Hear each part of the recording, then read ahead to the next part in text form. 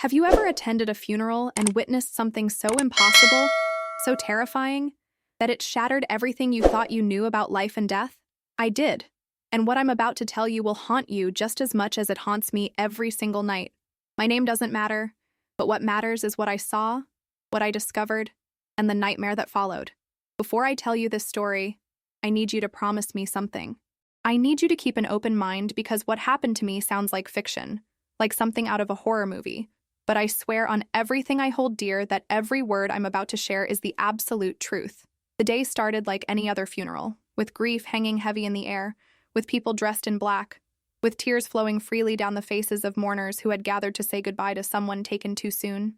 Sarah Mitchell was only 28 years old when she supposedly died, and I had known her since we were children, since those innocent days when the world seemed full of endless possibilities, and the concept of death was something distant and abstract. We grew up together in the same neighborhood, attended the same schools, shared secrets under the stars, and promised each other that we would always be there for one another no matter what life threw our way. She was more than a friend to me.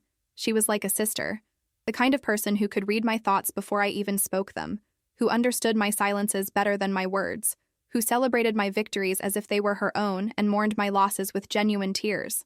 When I received the phone call telling me that Sarah had died suddenly, my entire world collapsed in an instant, and I remember dropping the phone and falling to my knees as waves of disbelief and agony washed over me with such intensity that I couldn't breathe.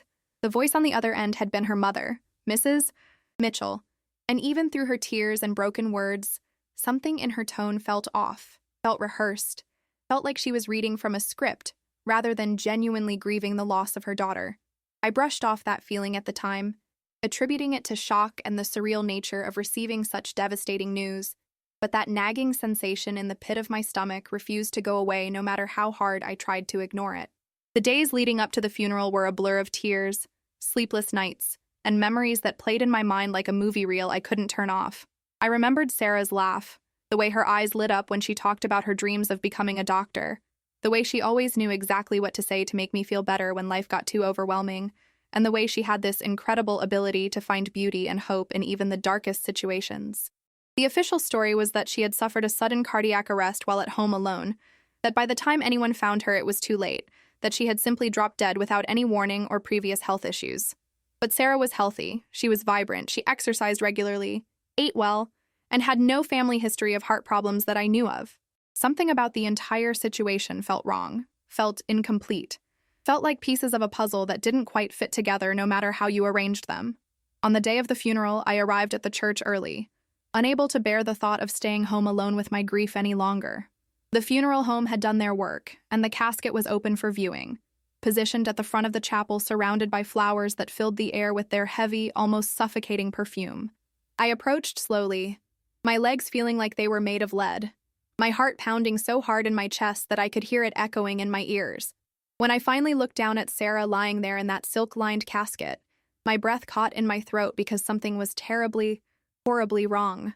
She looked too perfect, too peaceful, almost like she was sleeping rather than dead, and her skin had a warmth to it that corpses simply don't have. I had seen dead bodies before at other funerals, and they always had this waxy, artificial quality to them, this obvious absence of life that you could sense immediately. But Sarah looked like she might wake up at any moment. Like if I just whispered her name, she would open her eyes and smile at me the way she always did. I stood there frozen, staring at her face, memorizing every detail, when something caught my attention that made my blood run cold and sent shivers racing down my spine. Her chest moved. I'm not talking about a trick of the light or my grief-stricken mind playing tricks on me. I'm talking about a clear, unmistakable rise and fall of her chest as if she had just taken a breath.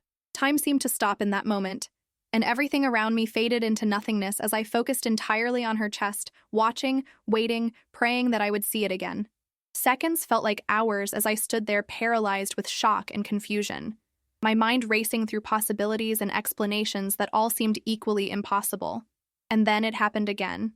A subtle but definite movement, a gentle rise and fall that could only mean one thing. Sarah was breathing. Sarah was alive. My heart exploded with a mixture of hope, terror, and absolute confusion as I tried to process what I was seeing. How could this be possible? How could someone be lying in a casket at their own funeral and still be breathing? Was I losing my mind? Was my grief so overwhelming that I was hallucinating? I reached out with a trembling hand to touch her, but before my fingers could make contact with her skin, a firm grip seized my wrist and pulled my hand back. I spun around to find Mr. Mitchell, Sarah's father, standing beside me with an expression on his face that I had never seen before. Something dark and threatening and completely foreign to the gentle man I thought I knew. His grip on my wrist was painfully tight, and when he spoke, his voice was low and menacing in a way that sent waves of fear coursing through my body.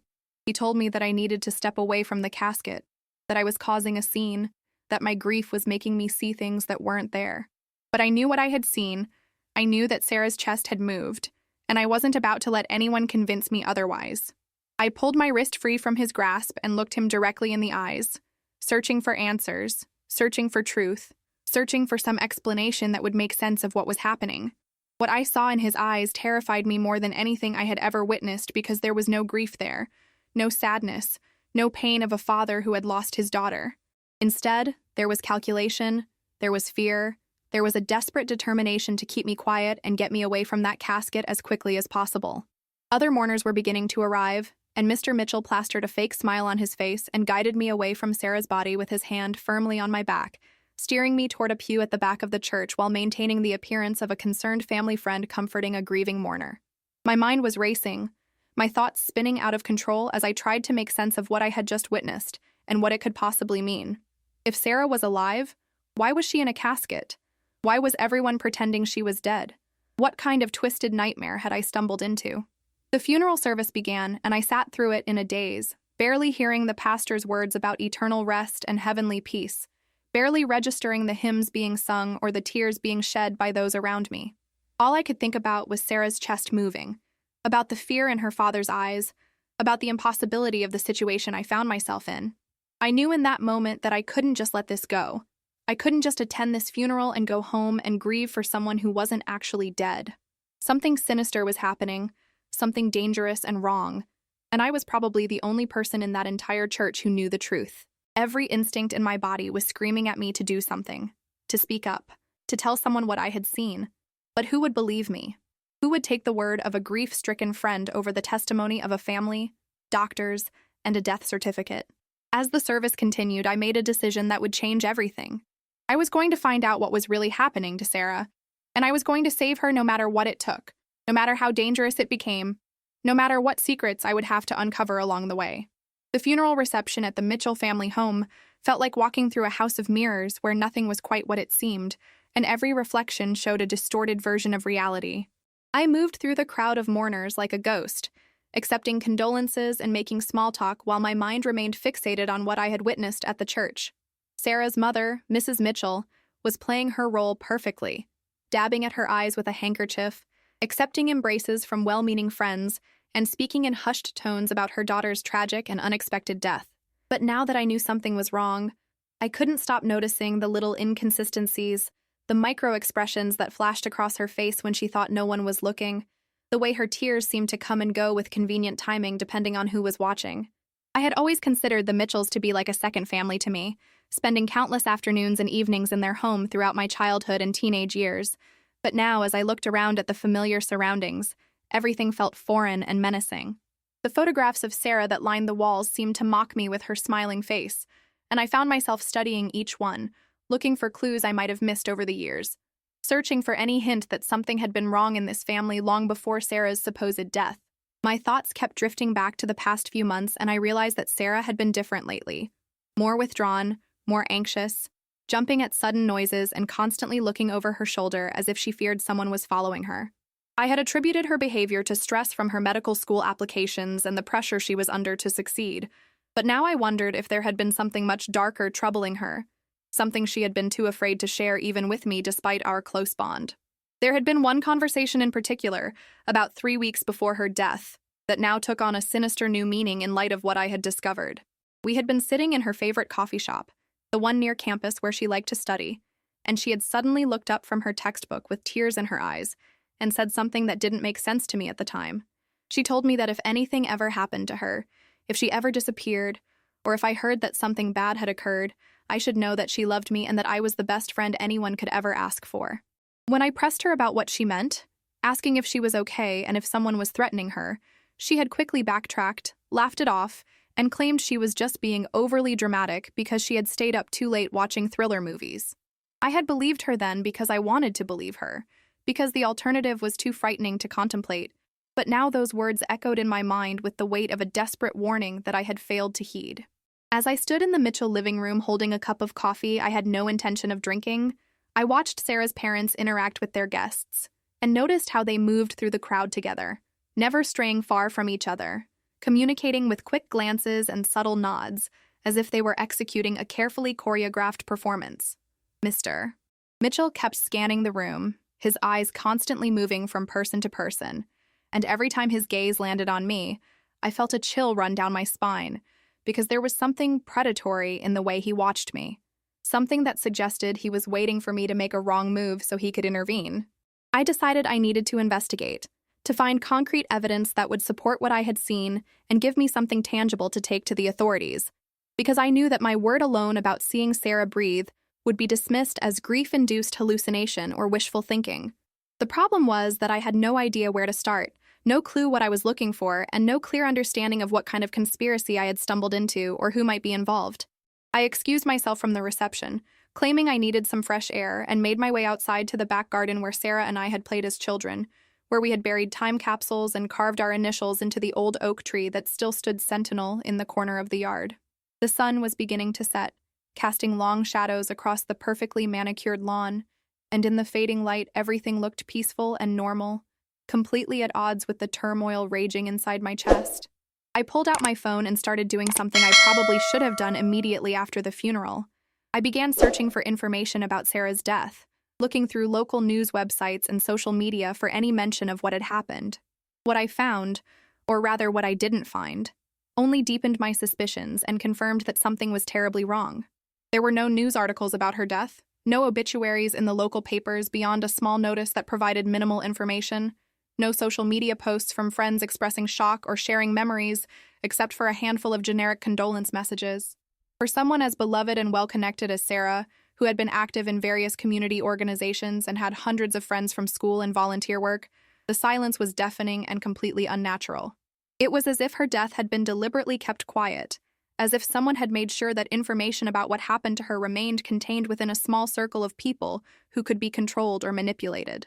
I started thinking about who else might know the truth or might have noticed something strange, and my thoughts immediately went to Dr. Reeves, Sarah's longtime family physician who had treated both of us since we were kids.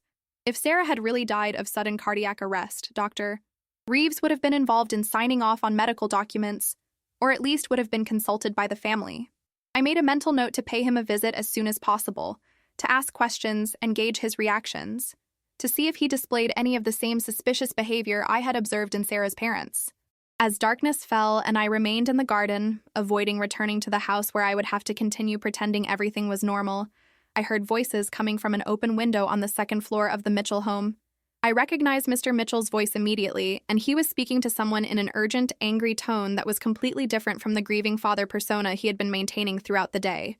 I moved closer to the house, positioning myself beneath the window where I could hear more clearly without being seen, my heart pounding with a mixture of fear and anticipation, because I knew I was about to overhear something important, something that would either confirm my suspicions or prove that I was completely wrong about everything. What I heard in those next few minutes changed everything and set me on a path that would lead to discoveries far more disturbing than I could have ever imagined. Mr. Mitchell was on the phone, and from his side of the conversation, I could piece together that he was talking to someone about the situation and about keeping everything under control. He mentioned something about the facility and assured whoever was on the other end that no one suspects anything and that she's been sedated and secured. My blood ran cold as the implications of his words sank in, because there was no mistaking what he was talking about. He was referring to Sarah, to keeping her hidden somewhere, to maintaining the illusion of her death while she was actually being held against her will. The conversation continued with Mr. Mitchell expressing concern about me specifically, saying that I had been acting strange at the viewing and that I might become a problem if I wasn't careful. He talked about needing to monitor the situation and being prepared to take additional measures if necessary. And the threatening nature of his words made it crystal clear that I was in danger, that if the Mitchells realized I knew the truth about Sarah, I could end up disappearing just like she had. I backed away from the window as quietly as I could, my entire body shaking with adrenaline and terror, knowing that I had just confirmed my worst fears, but also knowing that I was now in a position where any wrong move could cost me my life. The next morning, I woke up with a sense of purpose that cut through my fear like a blade through silk, sharp and precise and absolutely necessary for what lay ahead. I had spent most of the night lying awake, replaying everything I had seen and heard, trying to piece together the puzzle that Sarah's death represented. Sleep had been impossible with my mind racing through scenarios and possibilities, each one more disturbing than the last, each one pointing to a conspiracy that seemed to grow larger and more complex the more I thought about it. I realized that I couldn't go to the police without solid evidence because what I had so far would sound absolutely insane to anyone who hadn't witnessed what I had witnessed. A grieving friend claiming the deceased was actually alive based on seeing her chest move at a funeral and overhearing a vague phone conversation would be dismissed immediately, possibly even resulting in suggestions that I seek psychiatric help for my inability to process grief in a healthy manner. No, I needed proof, real tangible evidence that would force people to take me seriously and launch an official investigation into what the Mitchells were doing. My first stop was Dr. Reeves' office, and I deliberately arrived early in the morning before his waiting room filled with patients, hoping to catch him during a quiet moment when he might be more willing to talk openly. The receptionist, a woman named Margaret who had worked there for decades and who had seen me grow up through countless childhood appointments, greeted me with genuine sympathy in her eyes and expressed her condolences about Sarah's death. I asked if I could speak with Dr. Reeves for just a few minutes, explaining that I had some questions about Sarah's medical history that might help me process my grief and find closure. Margaret hesitated for a moment, glancing toward the closed door of his private office, and I noticed something flicker across her face, something that looked almost like fear or perhaps warning. But then she picked up the phone and informed Dr. Reeves that I was here and wished to speak with him. After a brief pause, she hung up and told me that the doctor would see me, but that he only had a few minutes before his first appointment of the day. I walked into Dr. Reeves's office with my heart pounding in my chest, unsure of what I was going to say or how I was going to approach the conversation without revealing my suspicions too early. The office looked exactly as I remembered from childhood visits, with the same medical diagrams on the walls, the same heavy oak desk cluttered with papers and medical journals, and the same slightly antiseptic smell that all doctors' offices seem to share. Dr. Reeves stood up from behind his desk to greet me, and I was struck by how much he had aged since I had last seen him. His hair had gone completely gray, and his face was lined with wrinkles that spoke of stress and sleepless nights. He offered me his condolences and gestured for me to sit down, settling back into his own chair with a heavy sigh that seemed to come from somewhere deep in his soul. I started with simple questions, asking about whether Sarah had shown any signs of heart problems during her recent checkups, whether there was any family history of cardiac issues that I might not have known about, and whether her death had come as a complete surprise to him as her longtime physician. Dr. Reeves answered my questions, but his responses were oddly vague and noncommittal, lacking the specific medical details I would have expected from someone discussing a patient's death from sudden cardiac arrest. He kept his eyes focused on his desk rather than looking directly at me, and his hands fidgeted with a pen in a way that suggested nervousness or discomfort with the conversation. I decided to push a little harder, asking if he had actually examined Sarah's body after her death, or if he had been the one to sign her death certificate. And the moment those words left my mouth, his entire demeanor changed. His face went pale, and he finally looked up at me with an expression that I can only describe as terrified. And in that instant, I knew with absolute certainty that Dr. Reeves was involved in whatever was happening, that he knew Sarah wasn't really dead, and that he was being forced or coerced into participating in the cover-up. He stood up abruptly and walked to his office door, opening it in a clear signal that our conversation was over. And he told me in a voice that trembled slightly that he couldn't discuss patient information even after death due to privacy laws, and that I should direct any further questions to the Mitchell family. But before I could leave, before I could walk out of his office empty-handed, he did something that gave me hope and confirmed I was on the right track. As I passed by him to exit, he pressed a small piece of paper into my hand so quickly and subtly that I almost didn't register it happening, and he whispered so quietly that I barely heard him, telling me to be careful and to trust no one. I clutched the paper in my fist and left the office without looking back, my mind reeling from the implications of what had just occurred, because Dr. Reeves had just confirmed that there was indeed a conspiracy, that Sarah was in danger, and that I needed to be extremely cautious about who I trusted and who I revealed my suspicions to. Once I was safely in my car in the parking lot, I unfolded the small piece of paper that Dr. Reeves had given me, my hands shaking with anticipation and anxiety about what message it might contain. Written in small, careful handwriting were just 3 words followed by an address, and those 3 words sent my investigation in a completely new direction that I never could have anticipated. The note read, "Insurance records check," followed by an address for a storage facility on the outskirts of town, a place I had never heard of before, and had no obvious connection to Sarah or her family. I sat there staring at the note, trying to decipher its meaning and understand what Dr. Reeves was trying to tell me. Insurance records could mean medical insurance, life insurance, or some other type of documentation that might reveal inconsistencies in the official story of Sarah's death. The storage facility address suggested that there might be physical evidence hidden somewhere, documents or files that had been removed from normal locations to prevent discovery. Whatever Dr. Reeves was pointing me toward, it was clear that he believed it was important enough to risk passing me this note despite his obvious fear of whoever was behind Sarah's disappearance. I decided that my next move had to be visiting this storage facility to see what I could find, but I also knew I needed to be smart about how I approached this investigation, because if the Mitchells or whoever else was involved realized I was actively digging into Sarah's death, I could become their next victim. Have you ever felt like you were standing on the edge of a cliff, knowing that one more step would send you plummeting into an abyss, but also knowing that stepping back meant abandoning someone you loved? That's exactly how I felt as I started my car and headed toward the address on Dr. Reeves' note, fully aware that I was crossing a line from which there might be no return, but completely unable to stop myself because Sarah's life depended on me uncovering the truth. The storage facility turned out to be one of those sprawling complexes with rows upon rows of orange metal units protected by chain-link fencing and accessed through a gate that required a code. I parked across the street and observed the facility for a while, trying to figure out how I was going to get inside without a code or any clear idea of which unit might contain the information I was looking for. As I sat there watching, I noticed that the security seemed minimal, just the gate at the entrance and some cameras positioned at various points throughout the property, and I started formulating a plan that involved waiting for another customer to arrive and slipping in behind them before the gate closed. It took about 45 minutes before a pickup truck pulled up to the gate, and I quickly started my car and positioned myself behind them, timing it perfectly so that I could follow them through the gate before it swung shut. The driver of the truck didn't seem to notice or care that I had tailgated through the entrance, too focused on navigating to their own storage unit to pay attention to my vehicle. Once inside the facility, I was faced with the overwhelming task of trying to figure out which of the hundreds of units might be the one I was looking for, and I realized that I had no way of knowing if Dr. Reeves had actually given me a specific unit number or if I was supposed to figure that out somehow on my own. I drove slowly through the rows of storage units, looking for anything that might give me a clue, any sign that might indicate a connection to the Mitchells or to Sarah, when something caught my eye that made me slam on my brakes in surprise. There, on the door of Unit 247, was a small sticker that I recognized immediately because it was from Sarah's college, the same sticker she had proudly displayed on her laptop and car, featuring the school's mascot and motto.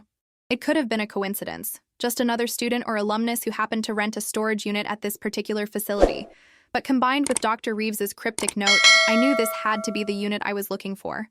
The problem now was getting inside, because the unit was secured with a heavy padlock that I had no key for, and no way of opening without tools I didn't have or skills I didn't possess.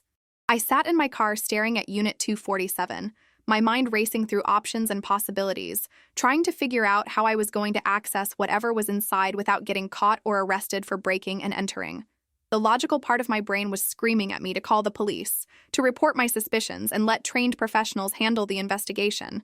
But the part of me that had overheard Mr. Mitchell's threatening phone conversation knew that if the wrong people got involved, if the Mitchells had connections within law enforcement or the ability to make evidence disappear, Sarah could end up dead for real, and I would have accomplished nothing except alerting the conspirators that someone was onto them. I needed to see what was in that storage unit before involving anyone else, needed to gather enough evidence that the truth couldn't be buried or explained away no matter how powerful or connected the people behind this conspiracy might be. As I sat there contemplating my next move, I noticed an older man working on one of the units several rows over, using tools to repair a damaged door latch, and an idea began forming in my mind that I knew was risky, but seemed like my best option given the circumstances. I got out of my car and approached him, putting on my most friendly and helpless expression, and I spun a story about how I had rented a storage unit to store some of my late friend's belongings, but had lost the key in the chaos of dealing with her death and funeral arrangements. I asked if he might be able to help me open the lock, offering to pay him for his time and trouble, and I could see him hesitating, weighing his desire to help someone in obvious distress against the facility's rules and his own liability if he got caught helping someone break into a unit. I doubled down on the emotional appeal, letting genuine tears fall as I talked about Sarah and how much she had meant to me, how I just wanted to retrieve some personal items that had sentimental value before the rental period expired and everything was auctioned off. Something in my performance must have resonated with him because after a long moment of consideration, he sighed heavily and agreed to help me, muttering something about how the facility owners probably wouldn't even notice one broken lock among the hundreds of units they managed. He grabbed his bolt cutters from his truck and followed me back to Unit 247, making quick work of the padlock with practiced efficiency that suggested this wasn't the first time he had performed this particular service for someone. The lock fell to the ground with a metallic clang that seemed impossibly loud in the quiet of the storage facility, and I thanked him profusely while my heart hammered against my ribcage with a mixture of excitement and terror about what I might find inside. He wished me luck and headed back to his own work, leaving me alone to face whatever secrets were hidden behind that rolling metal door. I took a deep breath, grabbed the handle, and pulled the door upward, the metal protesting with a screech as it rolled up on its tracks to reveal the dark interior of the unit. The space was maybe 10 feet by 10 feet, and even in the dim light filtering in from outside, I could see that it was packed with boxes, filing cabinets, and stacks of papers that seemed to fill every available inch of floor space. I pulled out my phone and turned on the flashlight, stepping inside the unit and beginning my search through the accumulated documents and files, looking for anything that might explain what had happened to Sarah or provide evidence of the conspiracy I knew existed. The first few boxes I opened contained what appeared to be old medical records, not just for Sarah, but for dozens of other people whose names I didn't recognize, all organized by date and categorized in a way that suggested some kind of systematic record-keeping beyond normal medical practice. As I dug deeper into the files, a pattern began emerging that made my blood run cold and transformed my understanding of what was happening from a single isolated crime into something far more sinister and widespread. Many of the medical records were for young, healthy individuals in their 20s and 30s, and each file contained detailed documentation of their medical history, blood type, tissue compatibility results, and other information that seemed more appropriate for organ donation databases than standard patient files. But these weren't organ donors who had volunteered their bodies after death. These were living people whose most intimate medical details had been cataloged without their knowledge or consent. I found Sarah's file about halfway through the third box, and what I read there made me physically ill, forcing me to lean against the wall of the storage unit as waves of nausea washed over me, and my vision blurred with tears of rage and horror. According to the documents in her file, Sarah had been identified as a perfect match for someone, and there were notes about acquisition procedures and timing of extraction that left no doubt about what was being planned. The Mitchells weren't just hiding Sarah, they were planning to harvest her organs for someone willing to pay an astronomical sum of money, and her faked death was just the first step in a process that would end with her real death on an operating table somewhere while her organs were distributed to wealthy recipients who didn't care about the source of their life-saving transplants. The scale of the operation documented in these files was staggering, suggesting that this had been going on for years, that dozens of young people had already been victimized, their deaths faked, or their disappearances explained away while their organs were sold on a black market that existed in the shadows of legitimate medical practice. I found references to the facility that Mr. Mitchell had mentioned in his phone conversation, and from what I could piece together from various documents, it was some kind of private medical center that operated under the guise of a legitimate clinic, but actually functioned as a processing center for this organ trafficking ring. My hands were shaking so badly that I could barely hold my phone steady as I started taking pictures of every document I could find, photographing page after page of evidence that would hopefully be enough to bring down this entire operation and save Sarah before it was too late. I was so focused on documenting everything that I didn't hear the footsteps approaching the storage unit until it was too late.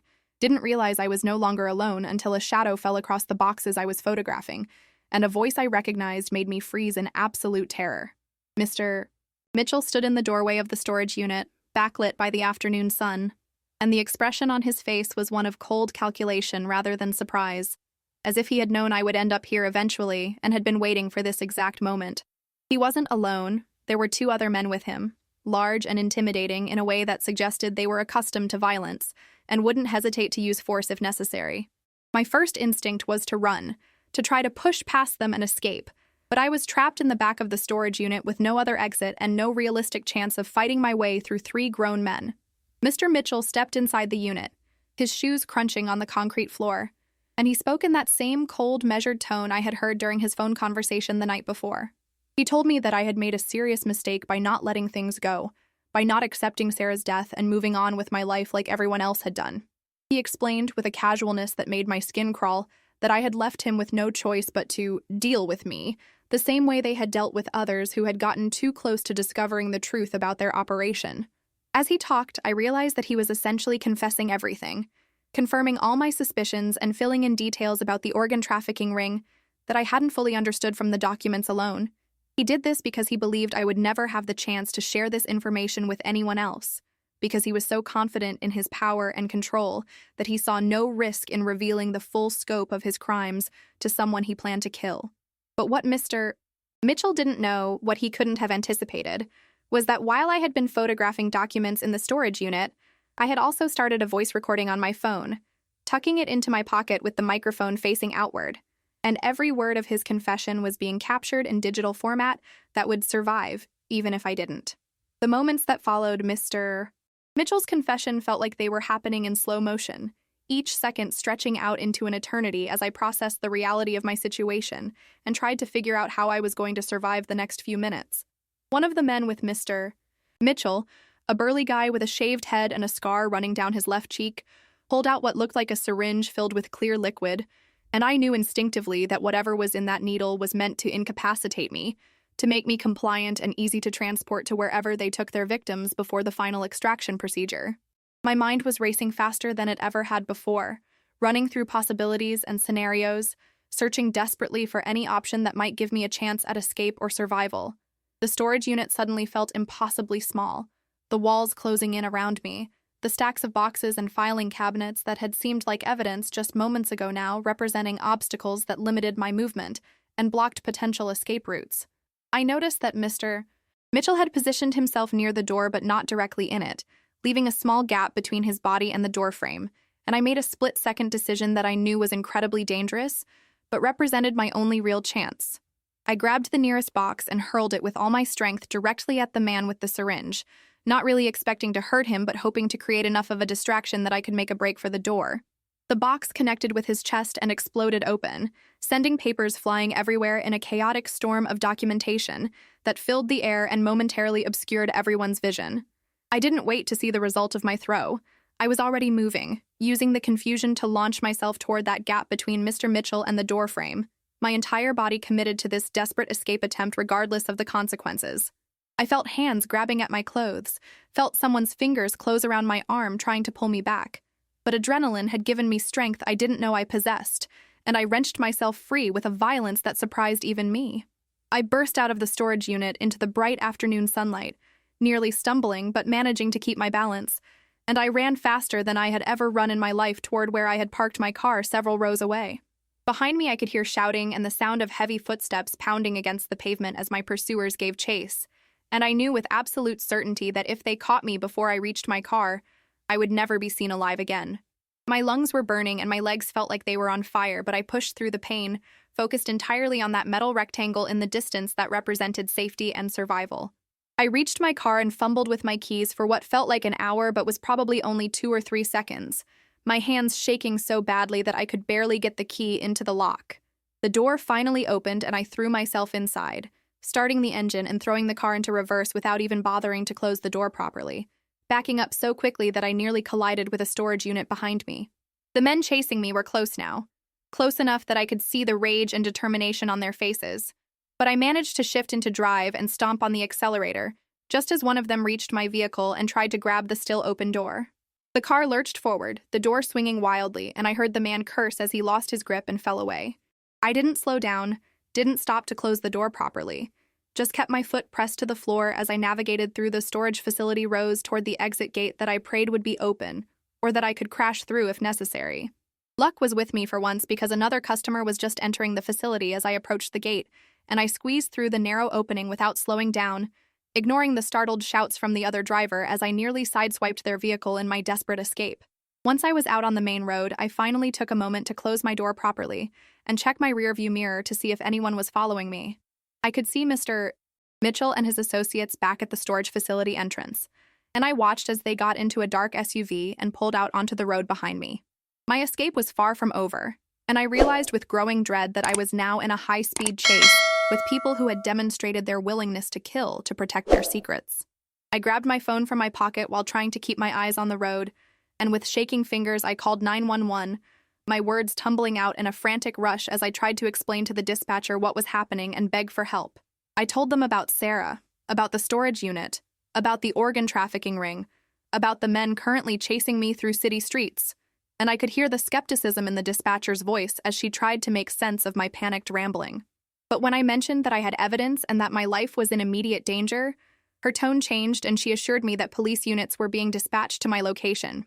She instructed me to drive toward the nearest police station, giving me directions while keeping me on the line, and I followed her guidance while constantly checking my mirrors to track the SUV that maintained a consistent distance behind me, neither closing the gap nor falling back. The chase continued for what felt like hours, but was probably closer to 15 or 20 minutes, weaving through traffic and running red lights, until finally I saw the police station ahead and felt a surge of relief so powerful that tears started streaming down my face. I pulled into the parking lot of the station and practically fell out of my car, stumbling toward the entrance while shouting for help, and several officers who had apparently been alerted by the dispatcher came rushing out to meet me. The SUV that had been following me drove past the police station without stopping, and I watched it disappear down the street while trying to catch my breath and calm down enough to explain coherently what had happened. The next several hours were a blur of questions and statements and showing the police the photographs and audio recording I had captured at the storage facility. I could see the initial skepticism on the officers' faces transform into shock, and then grim determination as they reviewed the evidence and realized the magnitude of what I had uncovered. A detective named Martinez took charge of my case, and she treated me with a kindness and professionalism that helped me feel safe for the first time since I had seen Sarah's chest move in her casket. Detective Martinez assembled a team and obtained emergency warrants based on my evidence, moving with impressive speed to raid the storage facility and begin tracking down the location of the facility mentioned in the documents. She explained that finding Sarah quickly was crucial because based on the timeline documented in her file, the organ extraction procedure was likely scheduled to happen within the next 48 hours, meaning we had a very narrow window to rescue her before it was too late. The police put me in protective custody while they executed their warrants, keeping me in a safe location where the Mitchells and their associates couldn't reach me, and I spent those hours alternating between hope and despair, praying that we would find Sarah alive and terrified that we might be too late to save her. Have you ever experienced those moments where time seems to simultaneously crawl and race, where every minute feels like an eternity but somehow hours pass in what seems like seconds? That's what those hours of waiting felt like as I sat in that protected location, jumping at every sound and checking my phone constantly for updates from Detective Martinez about the progress of their investigation. The text message from Detective Martinez finally came through at 2:30 in the morning. Just 3 words that made my heart leap into my throat and sent me scrambling to grab my jacket and shoes. "We found her," the message read, followed by an address and instructions to meet them there if I wanted to see Sarah. If I wanted to be there when she was brought out of whatever nightmare she had been trapped in for the past week. The police officer who had been assigned to watch over me during my protective custody drove me to the location, a nondescript industrial building on the outskirts of the city that looked like it could have been a warehouse or small manufacturing plant, the kind of place you would drive past 1,000 times without ever really noticing or wondering what went on inside. The parking lot was filled with police vehicles, ambulances, and what looked like federal agents from multiple agencies, all swarming around the building like ants on a disturbed hill. Detective Martinez met me as I got out of the car, and her face was drawn and pale in a way that suggested she had seen things inside that building that would haunt her for the rest of her career. She put a hand on my shoulder and warned me that what I was about to see would be difficult, that the facility was worse than anything they had imagined based on the documents from the storage unit, that they had found not just Sarah but 6 other victims in various stages of the process, some who had been sedated and prepared for organ extraction that very morning.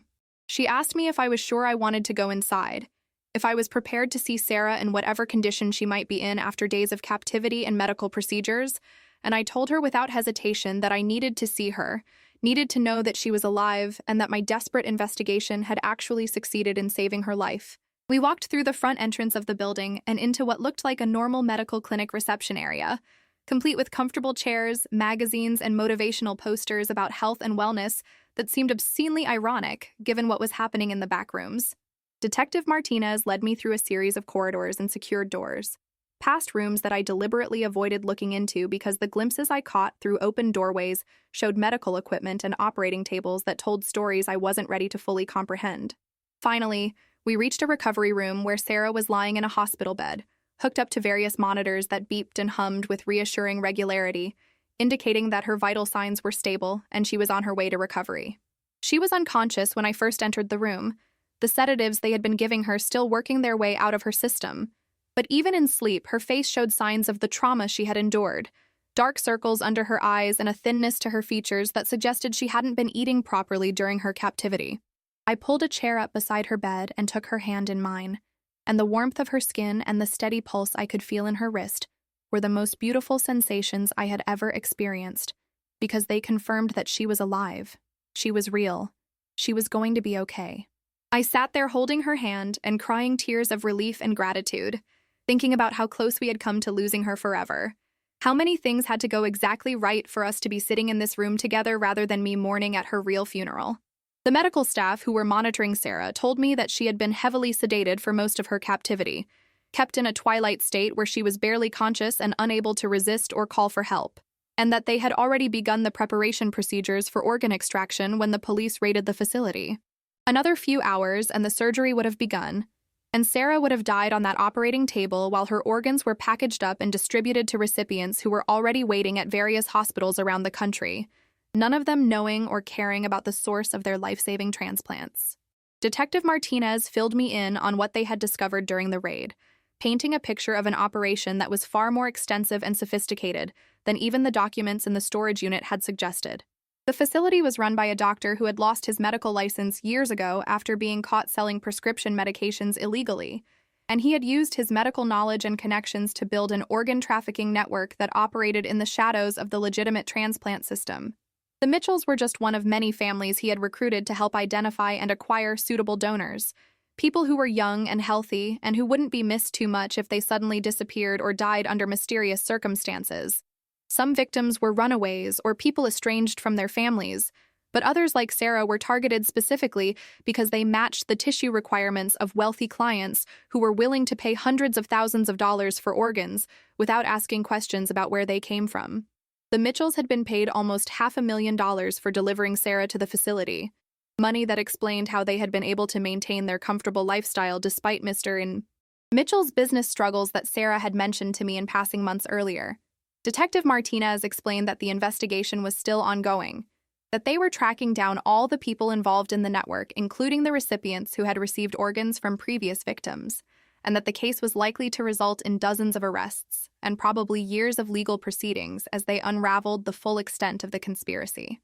She thanked me for my courage and persistence in investigating Sarah's death, acknowledging that without my refusal to accept the official story and my willingness to put myself in danger to uncover the truth, Sarah and the other victims would almost certainly have died and the organ trafficking ring would have continued operating indefinitely. When Sarah finally woke up several hours later, her eyes fluttering open and focusing slowly on my face hovering above hers, the first thing she did was smile. A weak and confused smile that transformed into recognition, and then relief as she realized where she was and that she was safe. She tried to speak, but her throat was too dry and her voice too weak. So I held a cup of water with a straw to her lips and let her take small sips while I told her softly that she was safe, that everything was going to be okay, that the people who had done this to her were in custody and would never hurt anyone again. Over the next few days, as Sarah grew stronger and the sedatives fully cleared from her system, she was able to tell me her story, to explain what had happened in those final days before her supposed death. She revealed that she had discovered her parents' involvement in the organ trafficking ring completely by accident, overhearing a phone conversation similar to the one I had eavesdropped on, and when she confronted them about what she had heard, they had made the decision to silence her permanently by making her the next victim. They had drugged her coffee one morning, and she had woken up in the facility, realizing with horror that her own parents had sold her for organ harvesting, that the people who were supposed to love and protect her had chosen money over her life. She had tried to fight, tried to escape, tried to convince the staff at the facility that she wasn't some anonymous donor, but a real person with a family and friends who would look for her, but they had simply increased her sedation and continued their preparation procedures. She told me that in her few lucid moments between doses of sedatives, she had thought about me, had hoped that I would somehow figure out what was happening and come looking for her, but she had also accepted that she would probably die in that place and that no one would ever know the truth about what her parents had done.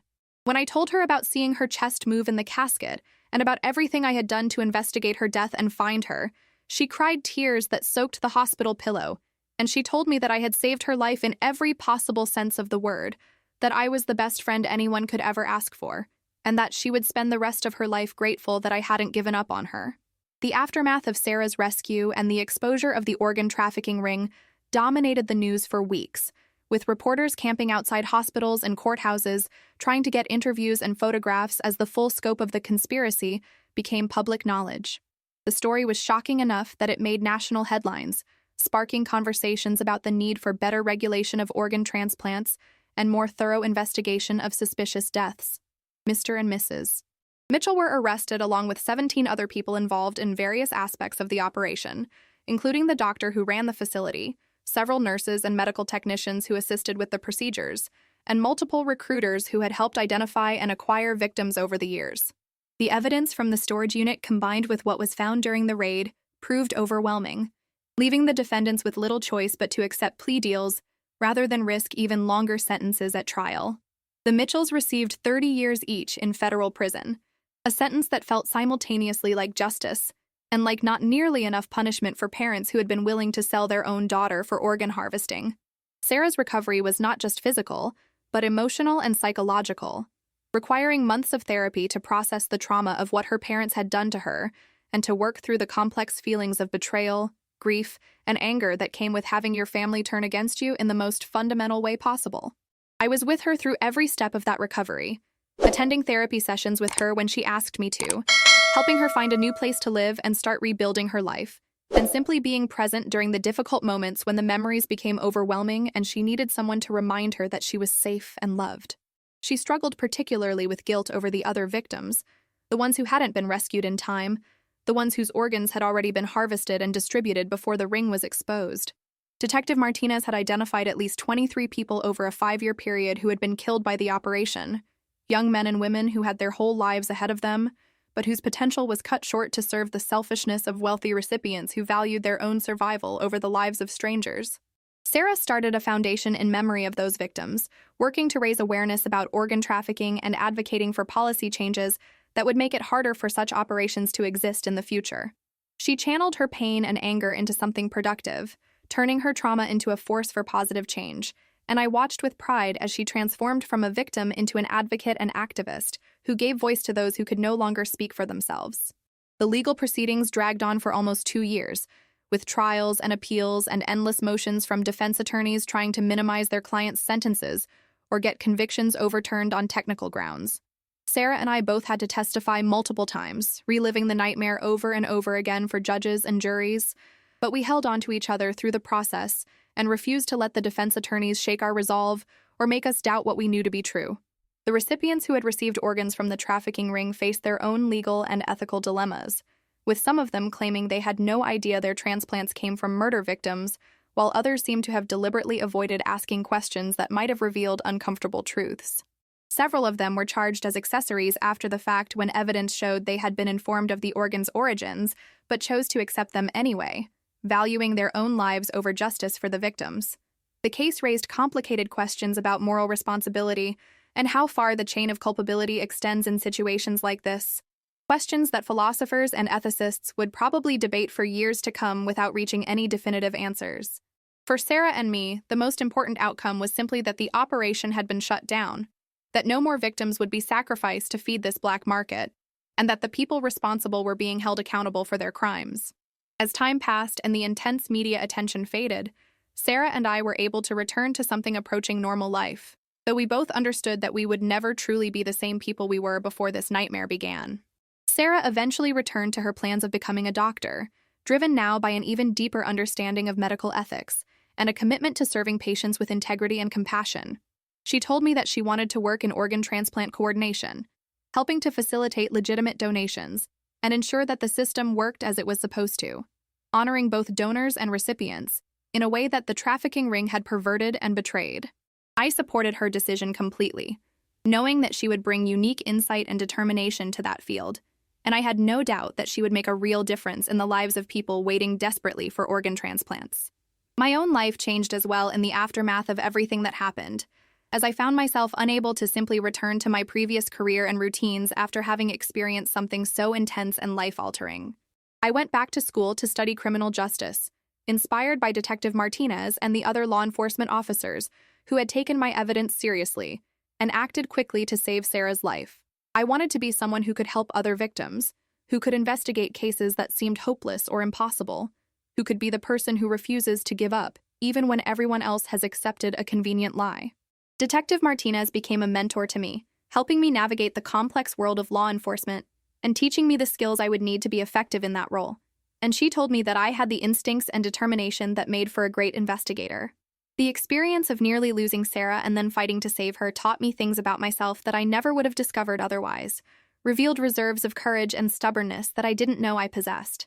It showed me that one person really can make a difference, that refusing to accept injustice and being willing to act on your convictions can literally save lives, and that truth has a power that eventually overcomes even the most elaborate conspiracies.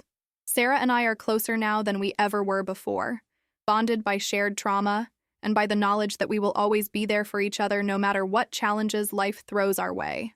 We've had long conversations about fate and chance, and how many small decisions had to align perfectly for me to see her chest move in that casket, for Dr. Reeves to slip me that note, for me to find the storage unit and escape with the evidence that led to her rescue. Sometimes Sarah tells me that she believes I was meant to save her, that there was some cosmic plan that put me in the right place at the right time to witness that impossible breath and refuse to let it go. I don't know if I believe in that kind of predestination, but I do know that I'm grateful beyond words for whatever combination of coincidence and determination led to Sarah's survival. The nightmares still come sometimes for both of us. Dreams where we're back in that terrible place, and things end differently, where I don't see her breathing, or where I can't escape from the storage unit, or where the police arrive just a few hours too late.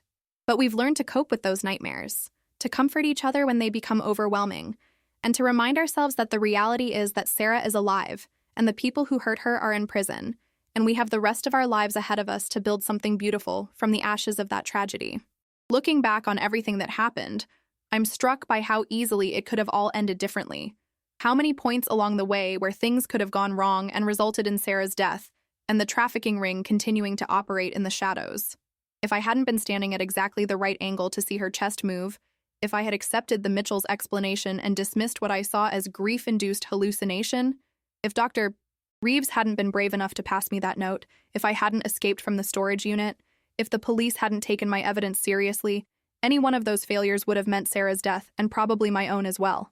But somehow, impossibly, everything aligned in exactly the right way to save her life and expose the conspiracy, and I have to believe that means something, that her survival serves some purpose beyond just our own happiness and relief. Sarah says she was given a second chance at life, and she intends to make the most of it, to live in a way that honors the memory of those who weren't as lucky, and I'm committed to helping her fulfill that promise in whatever way I can. Now, as I share this story with you, I want you to understand the importance of trusting your instincts and refusing to accept easy explanations when something feels wrong. If I had listened to the people who told me I was just grieving, if I had accepted the official story of Sarah's death and tried to move on with my life, she would be dead right now, and her killers would still be operating freely, still victimizing innocent people to feed their greed. The world we live in contains darkness that most people never see, evil that operates in the spaces between normal life and civilization, and sometimes the only thing standing between victims and their predators is one person who refuses to look away, who insists on asking questions even when those questions are uncomfortable or inconvenient. I'm not special. I'm not a hero. I'm just someone who loved her friend enough to fight for her when everyone else had given up. And I truly believe that any of you would do the same thing if you found yourself in a similar situation. The trafficking ring we exposed was not unique, unfortunately, as similar operations have been discovered in other cities and countries, suggesting that this kind of evil is more widespread than anyone wants to admit. That's why it's so important to be aware, to pay attention to the people in your lives, to notice when something doesn't add up, or when someone you care about seems to be in danger. Sarah's story could have been a tragedy. A young woman disappeared and murdered by her own parents with no one ever knowing the truth. but instead it became a story of survival and justice because someone refused to accept the narrative they were being fed. I hope that by sharing what happened to us, I can inspire some of you to be more vigilant, to trust your gut feelings when something seems wrong, to be willing to investigate and ask difficult questions even when doing so might be dangerous or uncomfortable. The most important thing I learned from this entire experience is that you should never underestimate the power of persistence and determination when fighting for something you believe in, when trying to protect someone you love from harm. There were so many moments during my investigation when I wanted to give up, when the obstacles seemed insurmountable and the danger too great. But I kept pushing forward because I couldn't live with myself if I didn't do everything possible to save Sarah. That determination made all the difference, transformed what could have been a perfect crime into a rescued victim and a dismantled criminal network. And I carry that lesson with me every day as I continue my work in law enforcement, helping other people who find themselves in seemingly impossible situations. I want to know, have you ever experienced a situation where something felt wrong but you couldn't quite put your finger on why? Have you ever had that gut instinct that told you to look deeper into a situation or question an explanation that seemed too convenient? Share your experiences in the comments below because I genuinely believe that discussing these stories and sharing our instincts can help all of us become more aware and more effective at protecting each other from the predators who operate in our society. The importance of understanding what happened to Sarah and to the other victims of this trafficking ring cannot be overstated because these crimes continue to happen, continue to destroy lives and families, and the only way we can combat them is by remaining vigilant and refusing to accept easy explanations when people disappear or die under suspicious circumstances. Please, if this story touched your heart, if it made you think about the importance of fighting for justice and protecting the vulnerable, leave a like on this video to show your support for survivors like Sarah and to help spread awareness about the reality of organ trafficking. I encourage you to subscribe to I Live to Tell for more stories of survival, resilience, and the triumph of human determination over evil, because every story we share helps to educate and empower viewers to recognize danger and take action when someone they love needs help. Make sure to hit that notification bell so you'll be alerted whenever we post new content, because the stories we share here are not just entertainment. They're real experiences from real people who have faced unimaginable challenges and lived to share their truths with the world. Sarah wanted me to tell her story not for sympathy or attention, but because she hopes that by sharing what happened to her, we might prevent even one other person from becoming a victim of similar crimes. And if this video accomplishes that goal, then all the pain and trauma we endured will have served a purpose beyond just our own survival. Thank you for listening to my story. Thank you for caring about what happened to Sarah and the other victims. And thank you for being part of a community that values truth and justice over comfortable lies. Remember to stay vigilant, trust your instincts, protect the people you love, and never give up fighting for what's right, even when the odds seem impossible. Because you never know when your determination might be the only thing standing between someone you care about and a terrible fate they don't deserve. Take care of yourselves and each other, and I'll see you in the next video where we'll share another incredible story of survival against all odds.